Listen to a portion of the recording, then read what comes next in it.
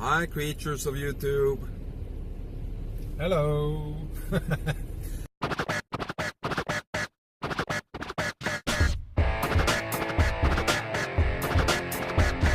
It's auction day, and I'm ready. Are you ready, Kenny? I'm so ready. Good. And the weather is also ready. Actually, it's kind of beautiful right now. You have a little bit frost in the mountains and blue skies, sun. It's gonna be a good day. Look at that. It's nice.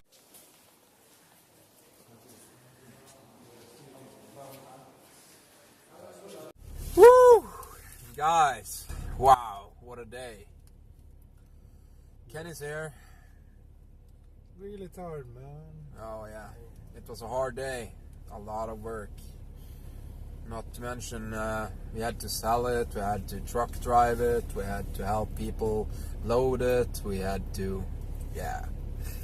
And, but the auction went well. I think people liked the job I did as an auctioneer. And a lot of people gave us creds for doing a good job. So, yeah, all in all, a good day. We didn't quite get as much as we hoped for, but you know, there was a lot of old stuff and things like that, but a lot of people got a really good deal on cool stuff. And also one thing more, good advertisement for our store. Yeah, really good advertisements.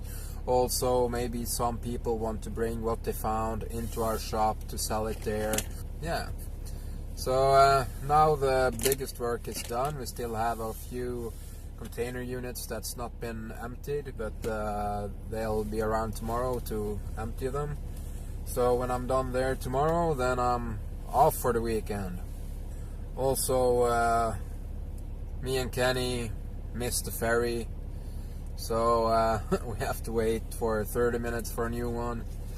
And so we're making food. And in my tiny car, when you have a 2-meter guy or a 6.7 feet giant sitting in there eating, it's not always as easy getting the room. So this is my table, right there. A good little table. And Kenny, he's so big that he can use his feet, even though his feet barely have any room here, you can see. But we make the best of what we have. We're expert in utilizing small spaces. Kenny here has been going into small cars his entire life. Thank God I'm not that big. Because he really have a problem sometimes in the small cars. Oh, clamp! Yeah. While we're driving, I remember we had this Nissan. I had this Nissan 200 SX, turbocharged, and really an awesome car. But Kenny, unfortunately, didn't get to sit in the front because I had a girlfriend and she insisted on sitting in the front seat. And poor Kenny here got to sit in a back seat barely fit for a toddler. And and with Kenny's 6.7, not an easy fit, man. I remember he had to open the door while we were driving to get his foot out because he had a cramp. Open the door! Open the door! I have a cramp!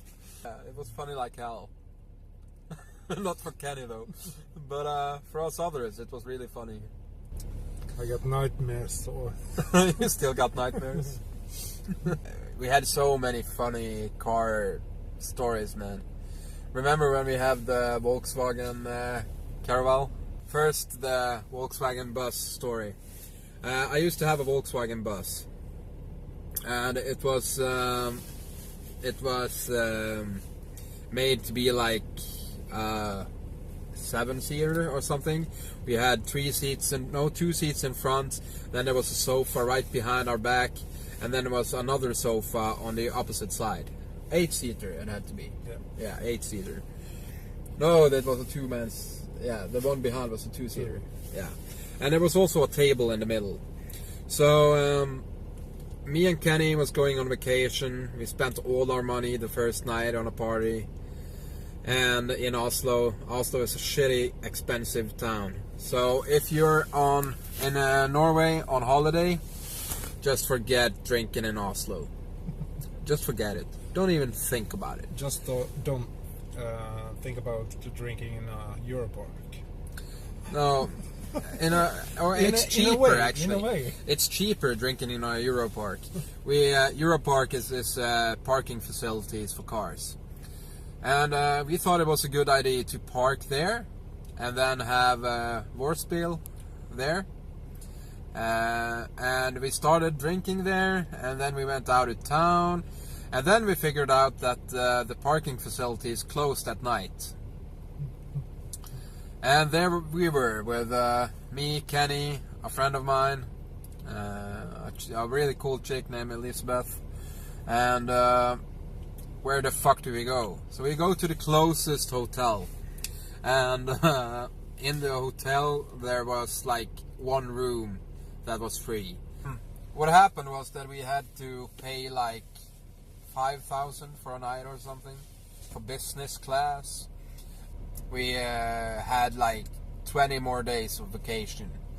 So what do you do when you're on a vacation without any money, basically? Well, you beg for gasoline with your relatives. That was what we did. We had to beg for gasoline. We got gasoline with friends and family that I have in the eastern parts of Norway, and so we got gasoline enough to travel a little bit around, and that was okay. We even got a little bit of food, and then we parked in this park basically, and then we slept there in the car. And Kenny, 6'7", slept the first night in a long seat. I had to take the small one. But the car was a little bit in a hill. So, and the hill was kind of like, so the back was further down than the front. So Kenny, who got to sleep in the long seat, he could just sleep almost comfortably with his feet down from the seat. While me, on the other hand, I slept on a two-seater. I tried to sleep on a two-seater, and with my feet just like over the edge in downhill, and I rolled off the bed so closely so many times. And then Kenny said, "Hey, why don't we just use the seat belt and just tie it around you?" Not you up. Yeah. So he did, and then I got to like sleep for a little while until I woke up with almost a completely broken back because I was just hanging from the seat belt, and I was like a U like this over the seat belt. A W. Oh man, it sucked so bad. It sucked so bad. The next night, Kenny got to sleep in a two-seater with his 6'7". Well, I got the three-seater, and I could almost lay down my entire body length. Kenny barely got his back on the seat. Gotta open the door almost. Yeah, almost. But we managed to come through like 15 days of vacation like that, without money and without food. I remember we were in Moss, in the eastern parts of Norway, and we parked like close to the city center, and we just waited until people was like really drunk, and then we went out in the street saying, "Hey, hi, it's cool to meet you guys." And they asked where we were from, and we said, "Well, we're from the west of Norway."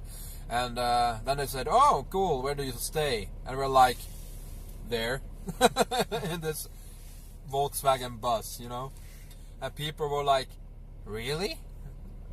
And we were, "Yeah, we went out of money a couple of weeks ago. You couldn't spare a kebab or something, could you?" People are really friendly when they're drunk. We do manage vacation in cars. Yeah, we're good with that. We've been doing this for years. That's also a cool story. We had a Volvo 240 sedan. Not a big car at all, but we were going to this car show, and me, Kenny, and we were three guys. we got to this car show, used all our money, had to get back, didn't have any fuel, we had a little bit money for fuel. It was like 150 Norwegian krones. But anyways, we managed to like find bottles and stuff like that to buy some frozen pieces of bread. Kind of like these, only a little bit thicker. And we were like, okay, how can we like make this work? We can't eat frozen bread with, and we had a lot of things to have on the bread. Yeah. Because we had like an ice box that we had with us when we left for the trip. So that wasn't a problem, but we had to eat something else than cheese and slices of ham and stuff like that. So what we did was that we used duct tape and taped it, the bread pieces on the these, and a Volvo has a really hot like heater system. Air condition There's no air condition, and my car was pretty low on everything.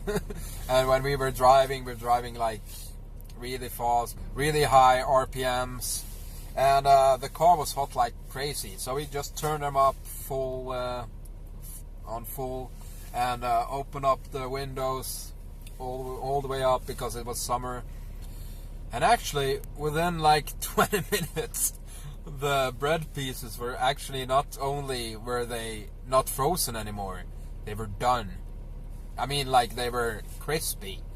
And it was really good. We hadn't had like anything in our bodies except alcohol for 3 or 4 days, I think. So, yet again, the road just keeps on giving. And make use of what you got, man. You can come a long way with barely anything. And don't go around thinking that everybody got so much more stuff than you, that they got it so much better. It's not the way it is, man. You can do so much cool stuff with so little if you just try. Guys, that's it for today. Hope you had a nice episode, even though I didn't get to film so much through the auction. It was just too much to do, man. Didn't have the time or energy to start filming inside there. And too many people, you wouldn't have heard shit. It was like over 100. Yeah, over 100 people, and not that big of a warehouse. Don't forget to like, subscribe, and manage with little stuff. And comments below. Comment below. Always like comments. See you guys.